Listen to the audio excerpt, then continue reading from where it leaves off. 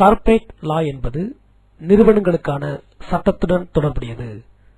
நிறுவனங்களை உருவாக்குவதில் தொடங்கி சொல்யூஷன் முறையான நிறுவன மூடுதல் வரையிலான அனைத்துடனும் இது தொடர்புடையது. நிறுவனங்களை இயக்குவது, நிறுவன மறுசீரமைப்பு, கார்ப்பரேட் கவர்னன்ஸ் போன்றவையும் இதோடு தொடர்புடையதே.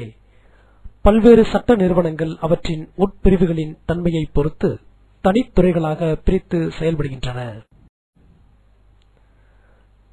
கார்ப்பரேட் லா துறையில் புகழ்பெற வாணிபம் தொடர்புடைய அறிவு, சட்ட நுணுக்கங்களை அறிவது, வாடிக்கையாளரின் தொழில் பற்றிய தெளிவு, தொழில் தொடர்பான துறை அறிவு போன்றவை கட்டாயம் தேவைப்படும்.